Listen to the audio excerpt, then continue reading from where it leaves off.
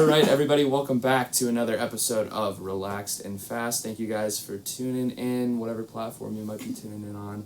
Today, we're going to be talking about how to structure a week of training and how our program typically does it, how EB typically structures everything for us, different ways you can do it, how you do it if you're cross-training, but without further ado, let's jump into it, Anthony. Yeah, so the first question I have here, when we look at race week and non-race week, we want to look at how a normal week of training looks like for your athletes, for, me, Dylan, Hope, and everybody else on the team. Race week and non-race week, can you give us a little rundown of how that looks?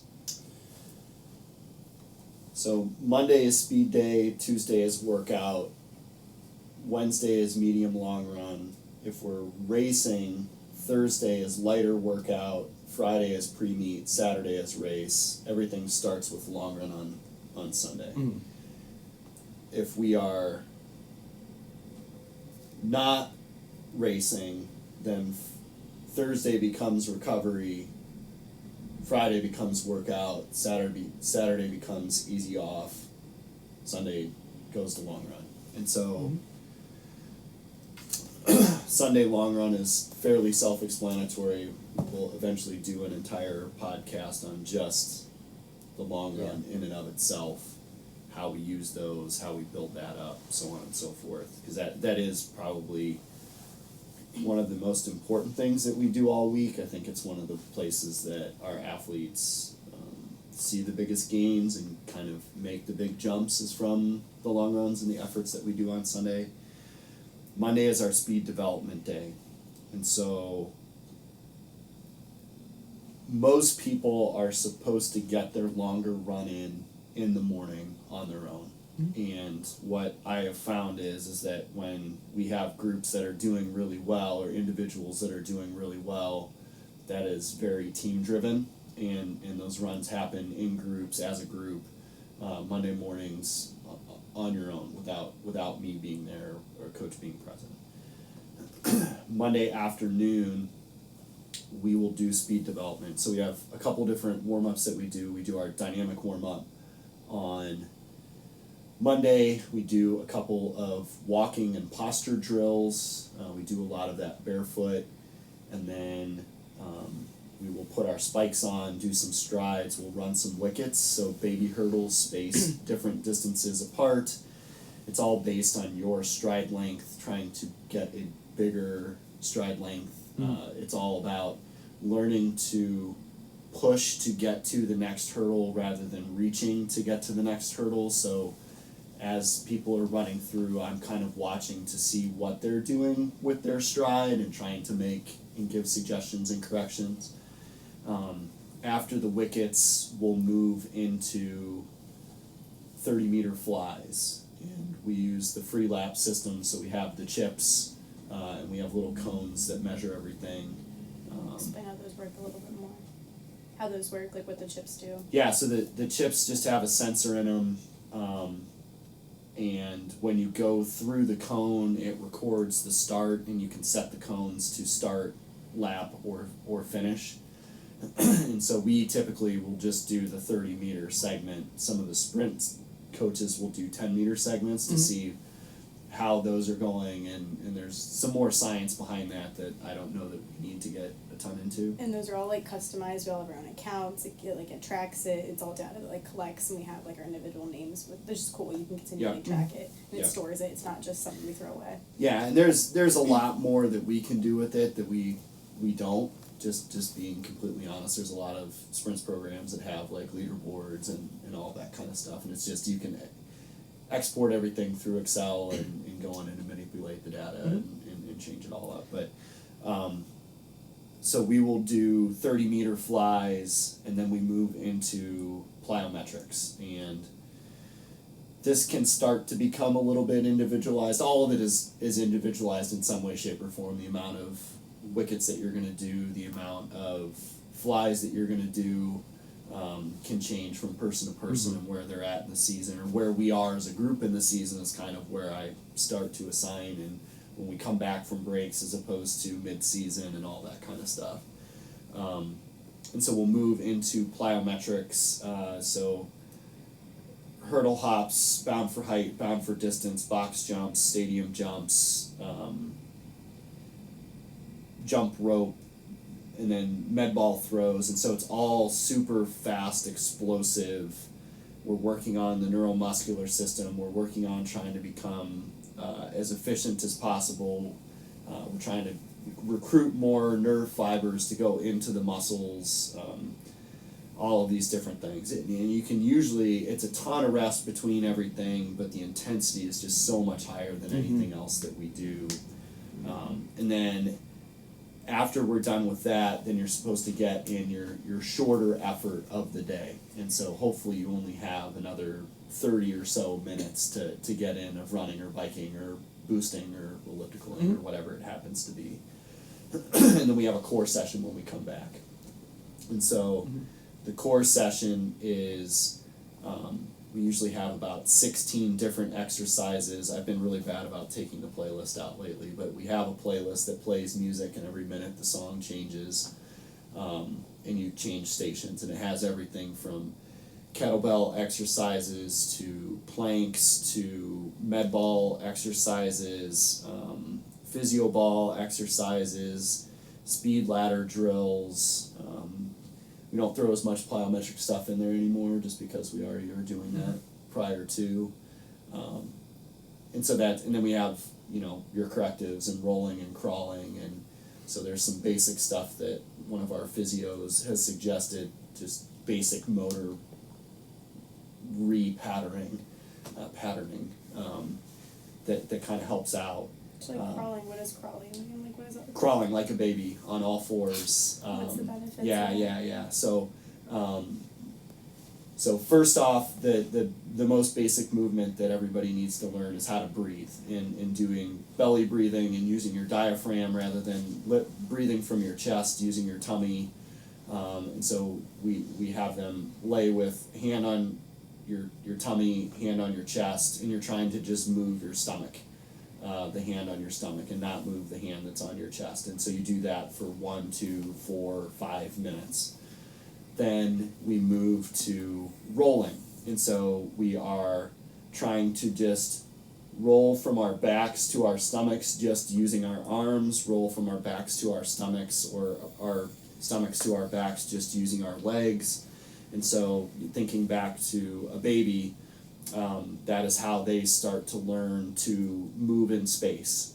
And then from there, hopefully if you're a small child, you're getting up on all fours and you're starting to move on all fours, and opposite arm, opposite leg, having your head up, looking around. So these are just very basic motor patterns that we honestly, as upright walking human beings, start to get really lazy with, and we find all of these different patterns that are workarounds that are easier for our bodies to use, or because we're sitting all day we turn certain muscles off, and so the breathing, rolling, crawling is trying to get back to some of those very basic motor patterns. It's called grounding, right? That's usually, it falls into that category, grounding. Yeah. When people talk about doing grounding exercises, it's those basics. Yeah. Oh, and I think we forgot to add, we do those all barefoot as well. I don't know if anyone said that. Yeah. But just with socks or not. And then I think it's better to do it without socks, Yeah. because essentially I always try to use the example of how well do you think you would do at typing with gloves on? Probably not real good. How well do you think you would do with typing with mittens on? Probably worse. And that's essentially what we do to our feet. Our hands and our feet are very, very similar. And our toes should move very similar to our hands. We just don't use them very much. And so getting in the neurological system, being on different types of surfaces and all of that is actually really good for your feet, strengthening your feet, and just once again being grounded on the ground, feeling the ground. There's some energy and stuff like that goes along with that too. And I think from the athlete perspective, I just kind of want to add in, because on paper, just for a Monday, that sounds like a lot of stuff, but I just want to promise to anyone listening, it is very manageable. It becomes part of your routine, and it becomes, I always, you know, you have a lot of people complaining about having, oh my God, we're already doing all this stuff in the afternoon. Why do we have to wake up at 7 a.m. and do a morning run? And it's gotten to a point where that's like probably my favorite run of the week, because you get to start your week off. You're waking up bright and early in the morning, and then while we're running, we're watching the sunrise, and then whatever course we end up doing, it's always we're getting talking, and it's just a good way to start your day. And then we all normally go to breakfast as a team, and then we'll go about our day, and then we come back and we do our speed session. And that's a really fun part, because unlike a workout, it's not as necessarily like physically demanding. It's definitely you're working hard, you're sprinting full out, but only for 30 meters. So it has the competitive aspect sort of a workout. Like you have everyone, oh, well, what did you run on that 30 fly? That's what's cool with the chips, you can see what you ran. So I always have like Christian coming up to me like, what'd you do on that one? What'd you do on that one? And people are trying to beat their last week PR and then beat their friends and stuff like that. So it becomes a cool little challenge in that way. And the other thing is that we actually use the timing of that to, if you're not running very fast, then your workout is done, because you're not getting the neurological benefit from what we're trying to do. And so we kind of keep an eye, that's why we time things, is to keep an eye on, if you're running really fast and we only had 5 flies assigned, then I'll tell you to go do another one, and then go do another one, and go do another one. And we try to, we'll get up to 8 sometimes, maybe even 9. You had a group do 10 the other day. Yeah. 10 is usually the max. 10 is usually the like all out max. Because at some point in time you can over, too much of a good thing can be a bad thing. But yeah, that is part of it. I think there is the competitive aspect without the intensity of our normal workouts too. So. And I think it's important to have that, because for workouts you're not necessarily supposed to be racing your teammates. That can become dangerous, because when you're doing a tempo rep, you don't want to start racing and you're getting down to 5K or whatever. So it's nice to have that sort of outlet for people that are competitive people, and you can that you're going as fast as you can. That's the perfect time to do it. There's a fun social piece to Mondays too, because we wait in line. It's the one day we just kind of like not stand around practice, but you have to wait for everybody to go and you have to get the full recovery. So there's something kind of fun about Mondays, everybody's first day of the week. Oh, what'd you do today? What do you have to do this week? And we have music playing, and there's always kind of like a fun social aspect to Mondays that we get to stand around and talk. Mondays, like the sprinters and jumpers are usually still inside with us. We get to interact with them. There's always been that kind of fun. Like sometimes there's Mondays where it feels like it drags out like forever, but we found a way to kind of embrace that like chance to talk to each other, that we're all stuck in line anyways, that we've over time like adapted that kind of, we just goof around a little bit. Yeah.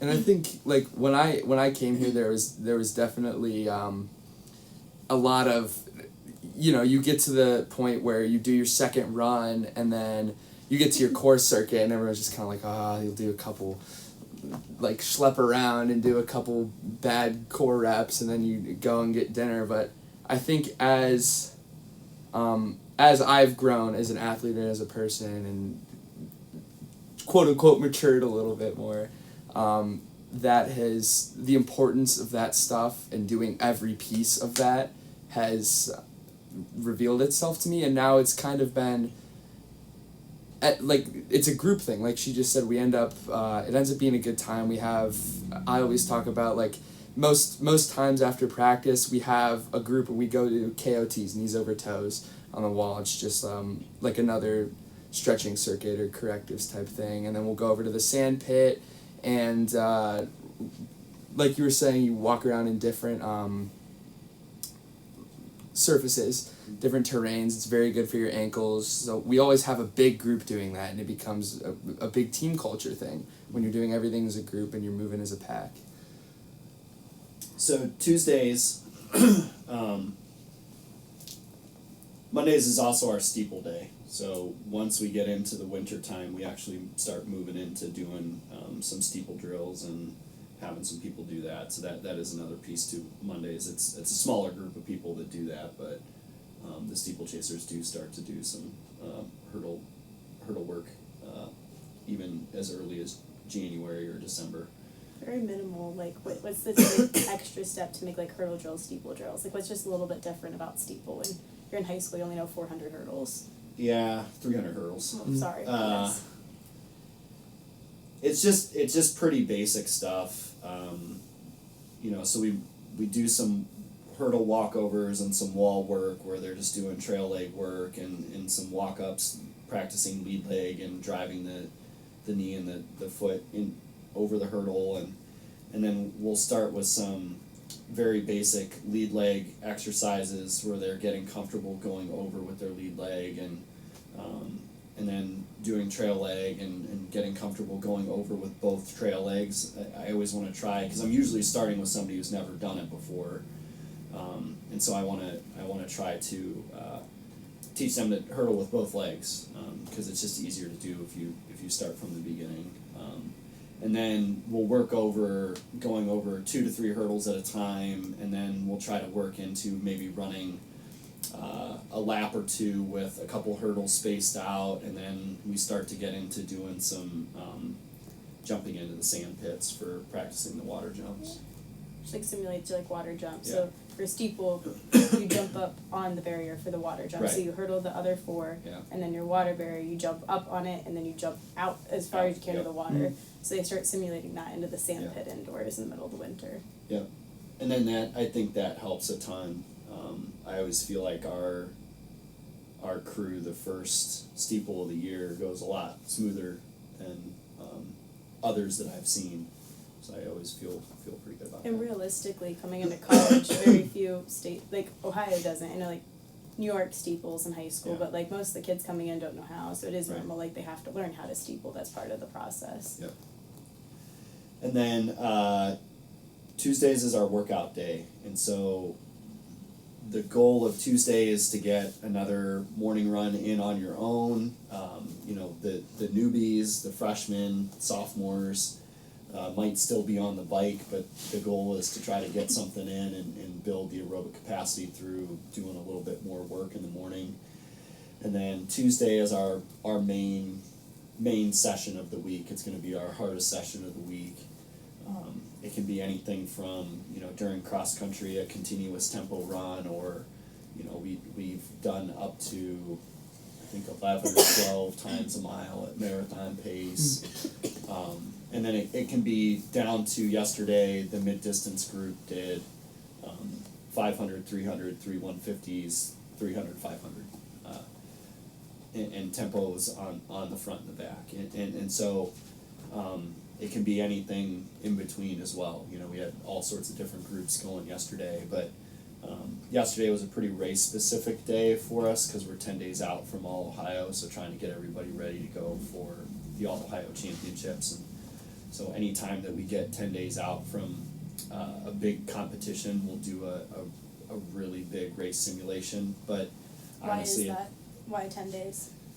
It's just what I've always heard, that it takes the body about 10 days to adapt to any new training stimulus. So if you give the body something really big 10 days out, and then everything after that you try to back off a little bit, trying to go into a really big meet. And so going into All Ohio, going into conference, going into nationals, or a last chance meet for that matter, we'll do a really big workout.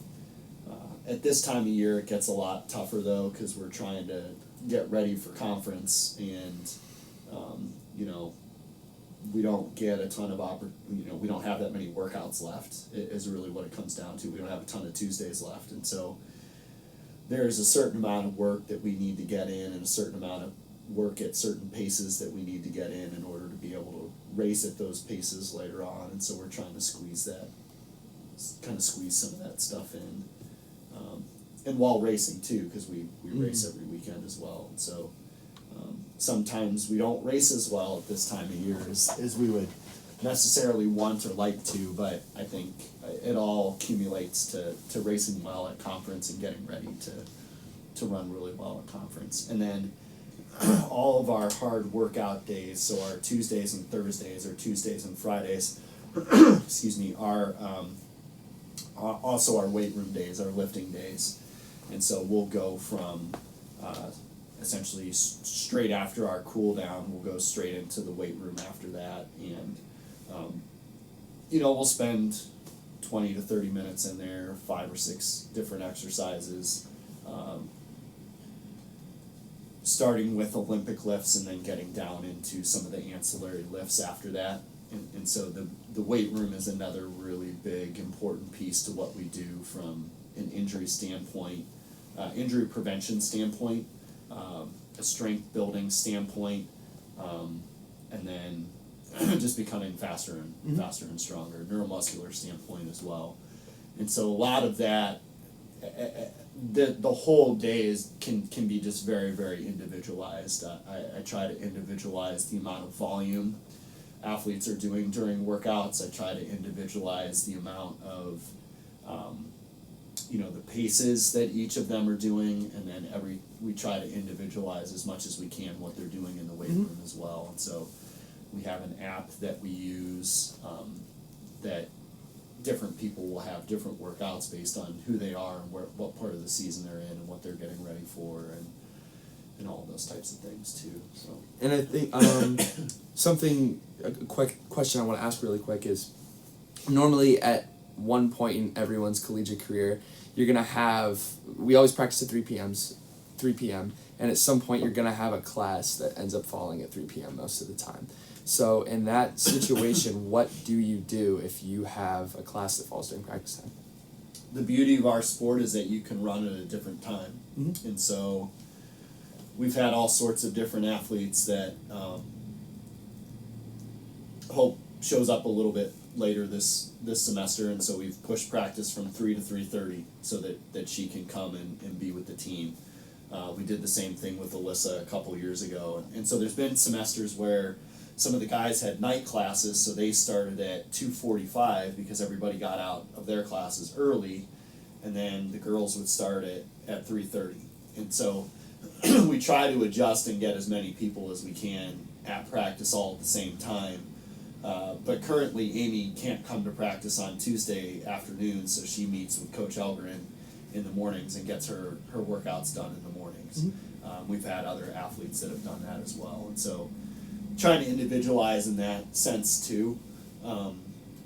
Another thing is with some of the cross trainers, we try to get them to come do as much of the workouts and come and help time and take splits and just be active and part of the group outside or on the indoor track, wherever it happens to be, because what I've found is that when they are constantly on the bike and kind of isolated on the bike and they're never around the team during some of that stuff, that they don't recover as quickly and they start to not feel as good and they're not as motivated and some of those things. And I know that it becomes a time thing too, that it becomes harder to get your stuff in and also go to practice and be at practice and do some of that too. But trying to get creative with, maybe you just get up in the morning and get your workout in the morning on those days, and then do your shorter ride while everybody else is cooling down, and then you can just jump into weights. Or so just trying to have some of those individual conversations. And then we track everything. We write every split down. We try to have as many watches on the different groups as we can and have somebody assigned to each different group that's getting each of their splits and rest and all that kind of stuff. And so, we've been fortunate. A couple years ago, we had, 3 different part-time or volunteer coaches that were coming and could help out, and they could jump in different workouts and kind of help take some of that stress off. And right now it's myself and Coach Elgren, and then whoever else happens to be injured at the time that kind of help out with that kind of stuff. So any other points on Tuesdays that I should talk about? Oh, we can almost have a whole podcast just doing our workouts Yeah. and Tuesdays and Yeah. everything, which I mean we should, we are. Yeah. But the big workout day, Tuesdays are a big workout day in summer, and run a hard workout, we lift. Wednesday is on our own day because we meet on Sundays for long run at 7:30 a.m. The NCAA requires a day off, and so Wednesday becomes our day off. And back when I first got here, the Wednesdays kind of alternated, and if we had a meet, then you got a Wednesday off. If we didn't have a meet, then we practiced on Wednesday, and Saturday became your day off because I would be out recruiting or or whatever. And we've just switched it to we just have Wednesdays off at this point. I think a lot of people like having the freedom of not having practice on that day. A lot of people pick up part-time jobs on that day. Some people, it's a good day to either take a lab class or have a night class, meet with professor, do some of those kinds Record a of podcast. Record a podcast. And so Wednesday is supposed to be the medium long run day. Once again, I think the times that I have found that the culture has been really good, most of the time the majority of the group is meeting in the morning on Wednesday mornings and getting their medium long run in, which is 15% of your weekly volume, and then doing some sort of core, Pilates, knees over toes, some sort of strength and conditioning piece after that. And then Thursday is another day that it's highly encouraged that you double and get something in on Thursday morning.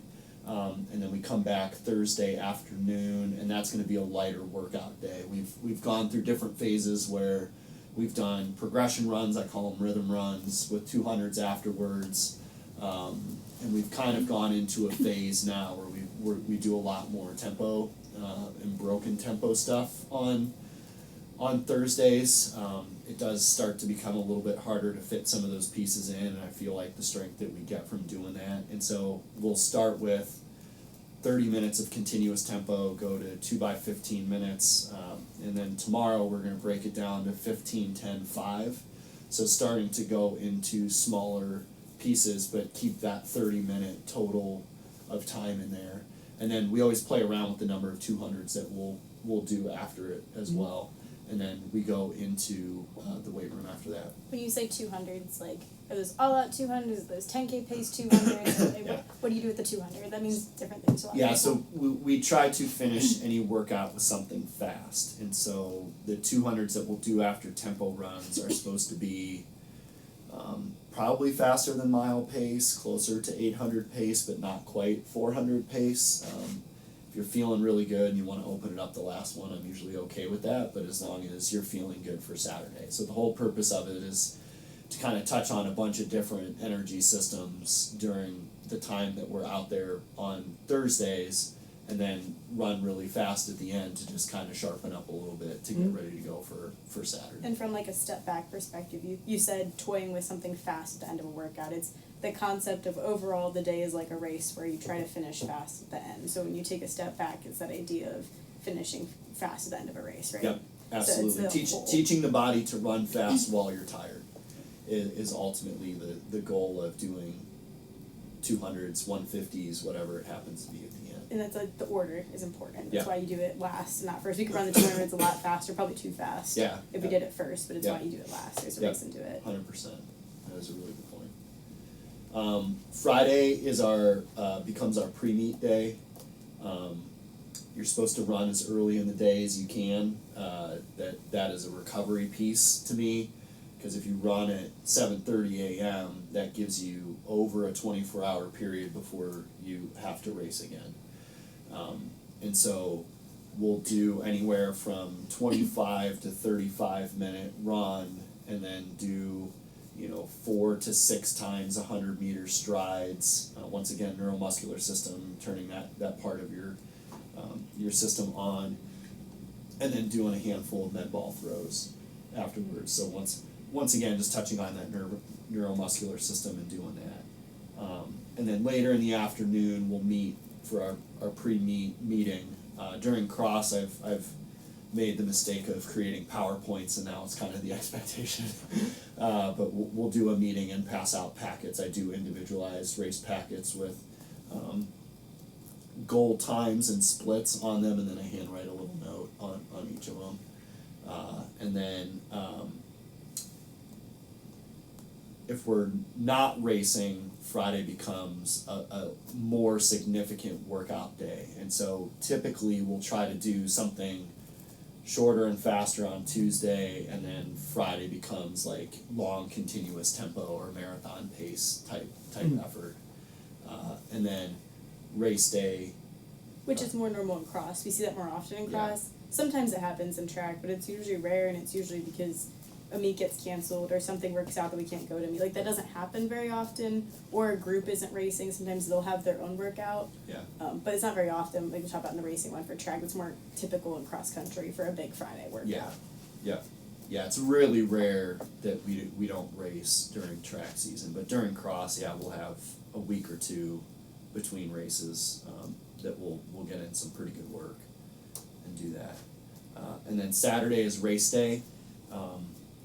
We get up in the morning or run as soon as you get there and do a 10-minute shakeout, and then you go into your full dynamic warm up again,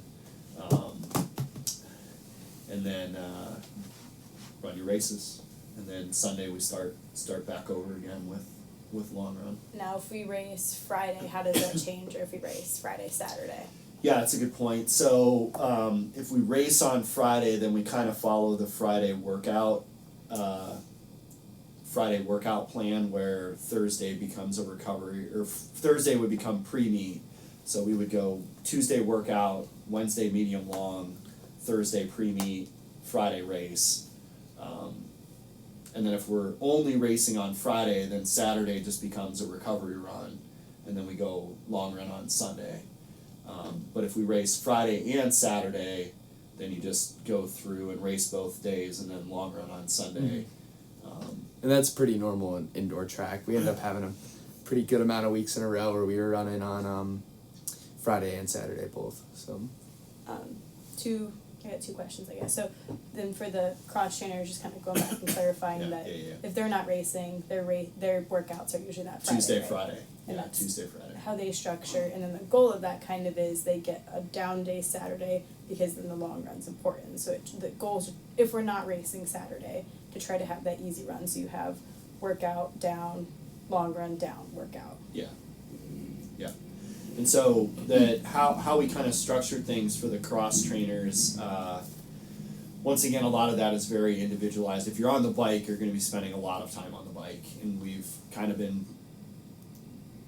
playing around a little bit with a handful of kids that are a little banged up right now, and so they've been on the bike almost 2 hours a day.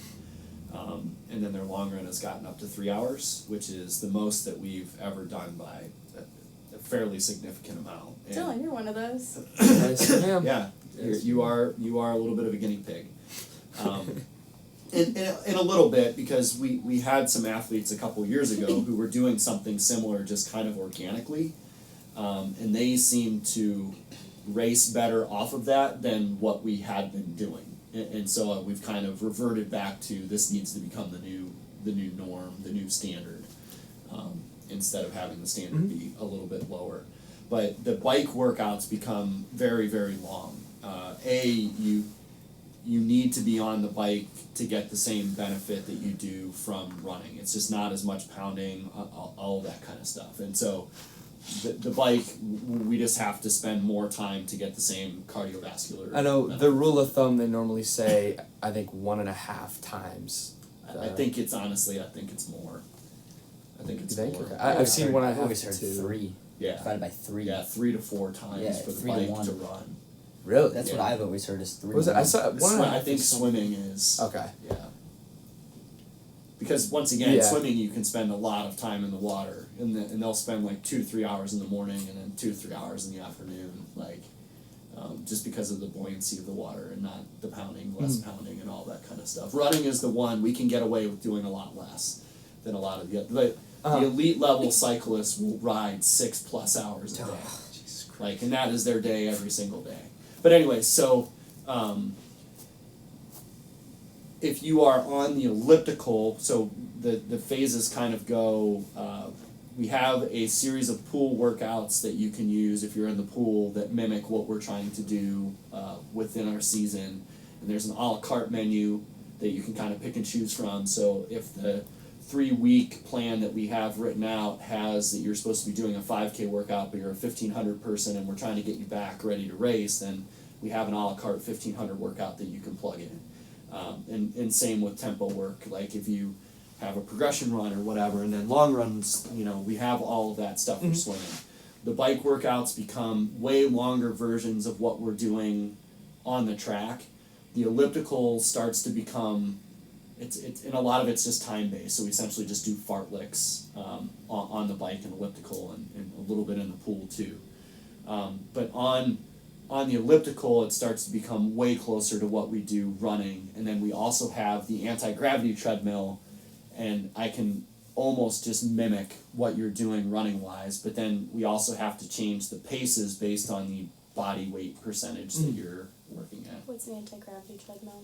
So it's a giant, it's a treadmill that has a giant bubble that goes around it that you put on a pair of neoprene shorts, and then you zip yourself into the bubble. The bubble fills with air and takes pressure off of you. So most people, when we put them in there for the first time, essentially say that it gives them the sensation that they're floating while they're running. It's a really weird sensation, but we can go down as low, we can go way below 50%, but if you're having pain below 50%, you probably shouldn't be on that thing anyways. And so we usually try to have people start off at like 60 to 70% and work up to 90-95%, and then we'll even have some periods where, hey, your last rep or two, just run it at 100% and see how it feels, and that's how we can start to introduce people back into full-on running. And so that's kind of how we go through the different workouts. Once again, it's just very individualized, and it's based on where you're at in your training cycle, who you are, what event group you're in, and what we're trying to get done at that particular point in time in the season. So we're trying to have the cross trainers do something similar to what the athletes that are actually physically running on the track are doing as well. And Was that?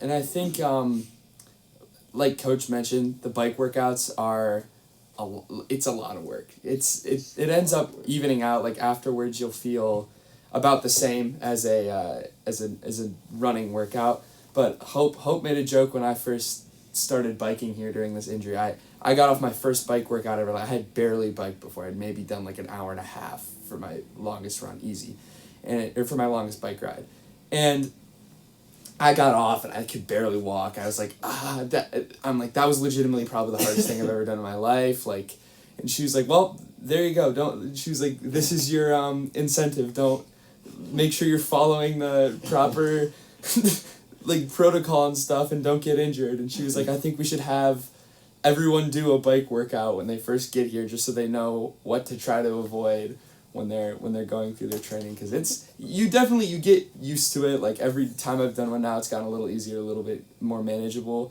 But it's every time I'm sitting on there, I'm like, oh my god, I wish I was just on the track right now. Yeah. It gives you a lot of motivation to want to get healthy for sure. Yeah. And I said that it is sometimes an antidote for some people. You can't avoid it, but I feel like we have some freshmen who could avoid it. There could have been a little bit more foresight ahead of time, but. Yeah, 100%. Yeah, it's tough.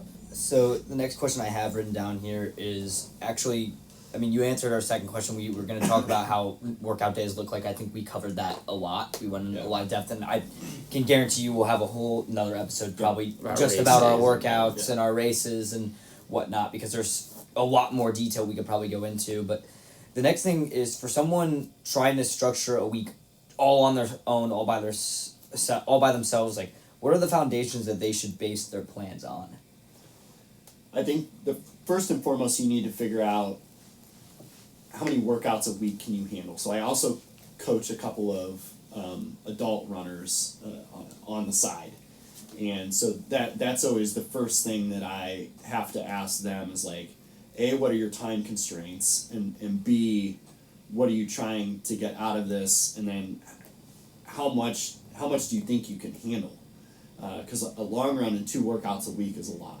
And I have squeezed 3 in very, very rarely with a handful of people, but it's only like one time throughout the year, and it's, 2 weeks out from nationals type of thing, and yeah, and she's I one was a of them. victim. She's one of them. Kelly's the other one. Kelly's the other one. How does that work? Like, what days would that be on?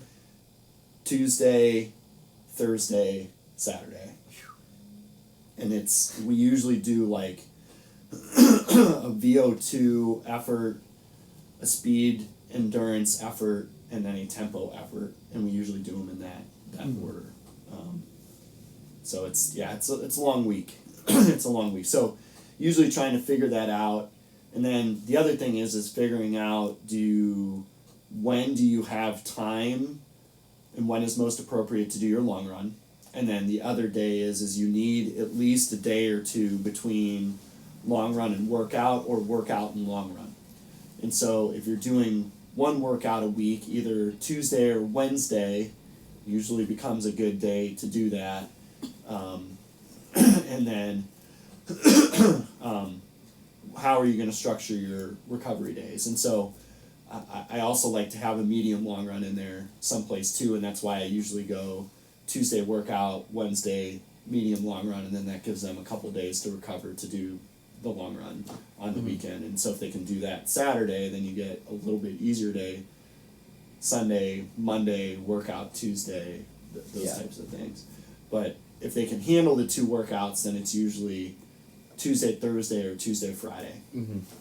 And I think once you have that pattern, you can turn that dial a little bit. I'm sitting here thinking about freshman year during COVID. We had to race on Sundays. Yeah. So we raced Sundays. Monday was our long run. We took down Tuesday.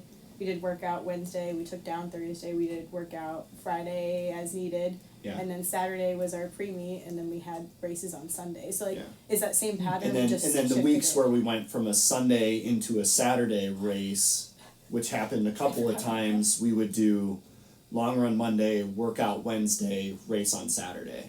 And so once again, just making sure that you have, you don't want to go back-to-back days, at least not very often on, if you can. It's tough because we have to go race and long run, and so that's a little bit different and unique for us. But if you're an adult doing it, you don't necessarily have to do that, and you can take at least a day between those to have the recovery.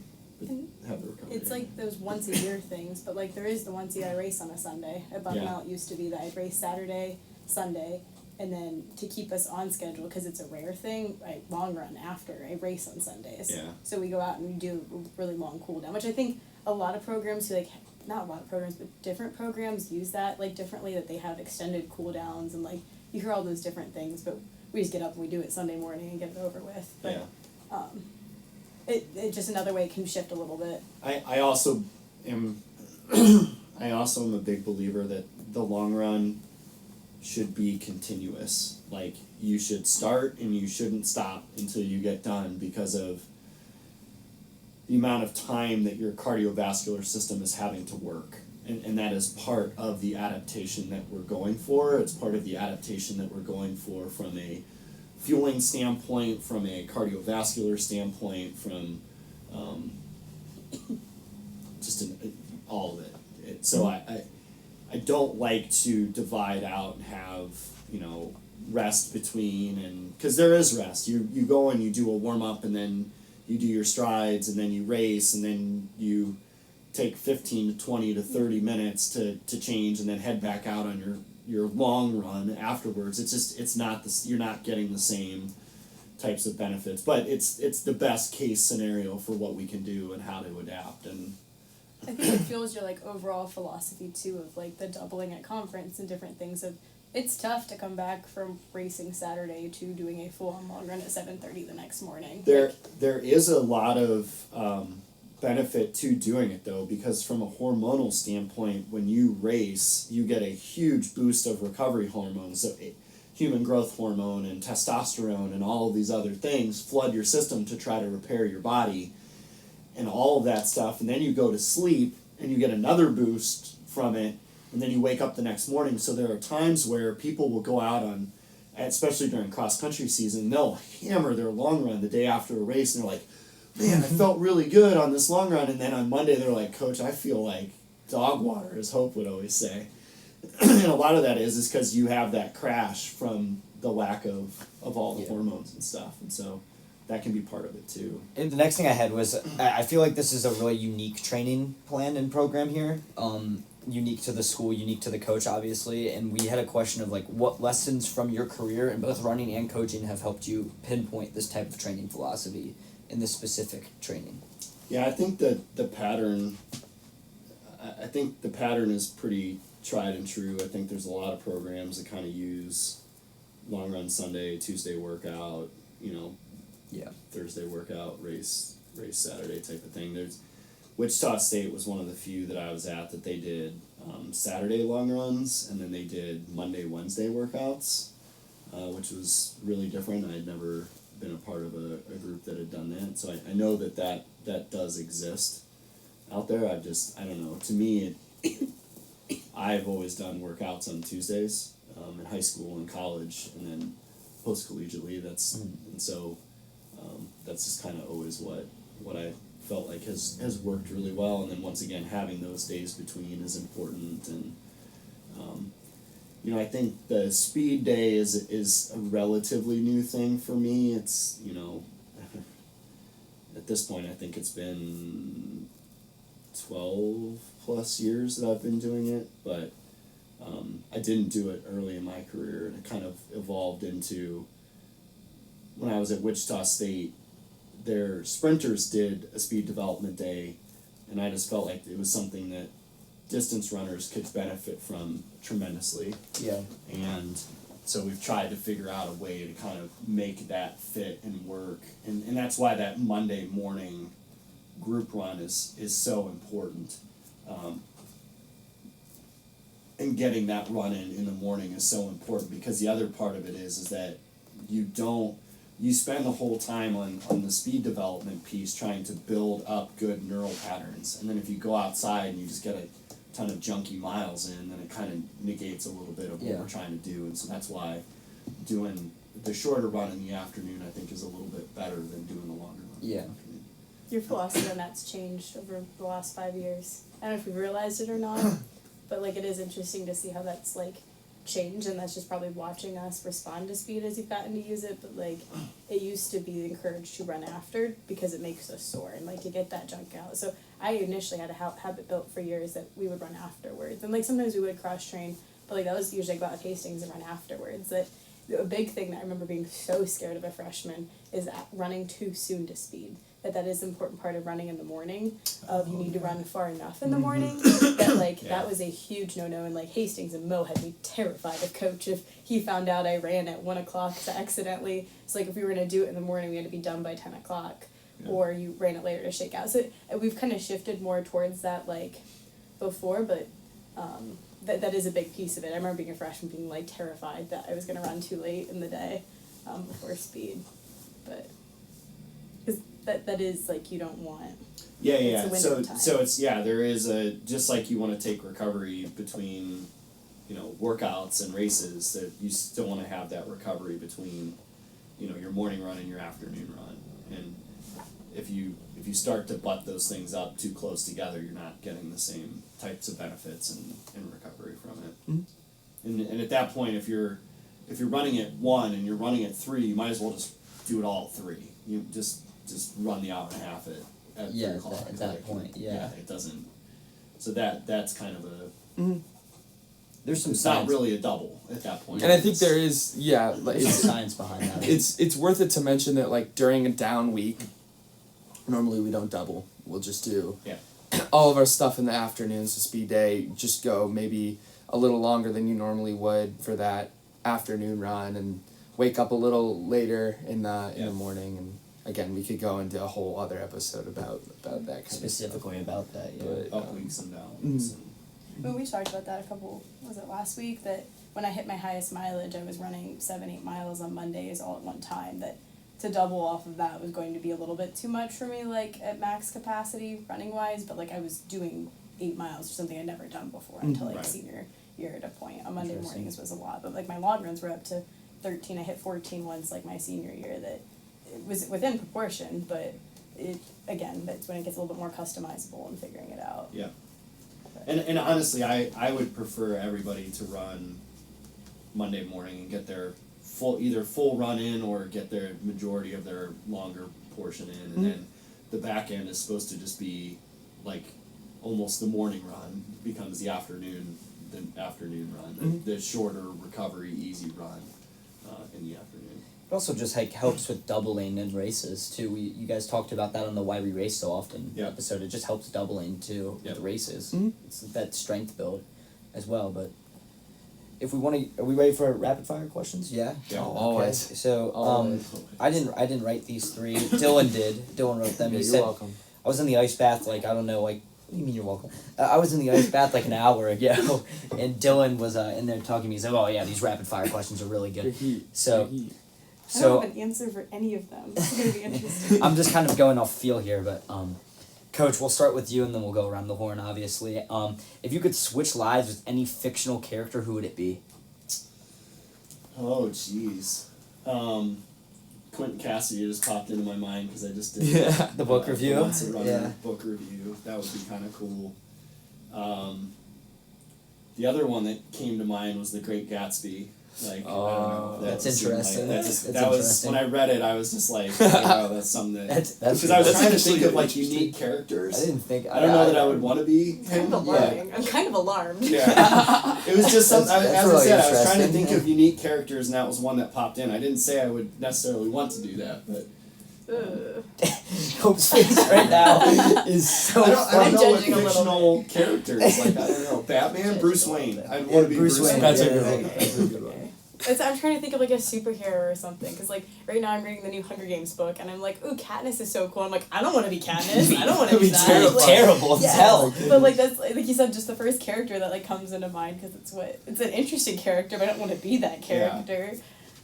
I don't know. I know mine. If you Go want to think a little ahead. more. Dipper Pines. Oh my Gravity God. Oh Falls. my gosh. There Dipper was a- Pines. Gravity Falls. There was a huge debate at dinner last Yesterday night. at dinner, Someone said that we had a Gravity huge Falls was debate about terrible. cartoons. That- Yeah. It's the best show Who of all said it was time. bad? Was it Katie. you? I Was don't- Hope? It was Katie. I It was don't Katie's. love Katie it. said it was really bad. He is I liked it. I like it. I don't know if I like it enough to be the guy. You He wanna is be a chased prodigy. around by the Illuminati? Yeah, he is a yeah, pro- the it's not the Illuminati's in Illuminati. it. It is Bill Cipher. Okay, it's we'll do it. We'll do same another thing. episode. They based the logo off of him. But he's the logo. He is a child prodigy at investigating and at this science stuff, and he's a cool guy. It's not real. He's investigating It says it's a paranormal fictional activity. character. Anyways, what's your answer? I would probably be Spider-Man. I'd probably switch lives with Spider-Man. Basic. If not him, me and Dylan's guy Invincible would be cool. That's a lot That of would be- blood though. oh, that's but a lot, yeah. yeah. So yeah, either of those superheroes. Hope, do you have one? Are you sure? I think I'm back to like one of. Okay, I want Shout to out to be Elphaba from Wicked for a Day. I don't know why. I'm Actually, I haven't just seen that obsessed with it right now. Who's it? Elphaba from Wicked. Oh, Not- I've never not- watched not Wicked the and I original. never will. Not the original story. Not the original Okay. story. The Broadway version. The Broadway version. Alright. Alright. So the next question I have here is what's your go-to comfort food? I actually never thought of this one. Mac and cheese or pizza? Fire. Mac and cheese, I go in like phases with mac and cheese. Like I can't I've been in a 44-year phase. mac and cheese. Yeah. Really? Consistent? I love mac and cheese. Consistent. Mashed potatoes. I love mashed potatoes. This is It's actually a tough interesting. Yeah, but Dude. like good ones. Okay. Any breakfast food, but more specifically biscuits and gravy. They have every single Friday and sometimes Tuesdays in the Union is biscuits and gravy guy. day. And if I ever have something where like I'm at home and I miss it, I get terribly upset. Terribly upset. Like last Tuesday they didn't have it and I was devastated. But I want to go back to the mashed potatoes real quick. When you said only good ones, you're so right. Like there's you either make a really bad mashed potato, or you make a really good mashed or potato. like instant mashed potatoes. That's bad. That's not good. It's gotta be like Um, good ones. For me, give me I like Rice Krispie treats, but not like the actual treats, like the cereal.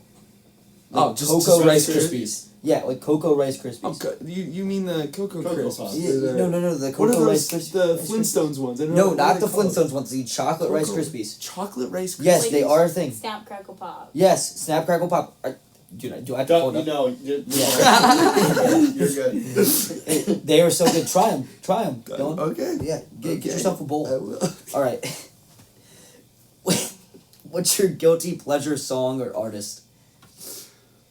That's a mood thing for me. It depends. I definitely have one. I gotta think about this. I mean, my two favorite artists are Blink and Led Zeppelin. But it depends on what type of. I am very mood oriented with my music, so.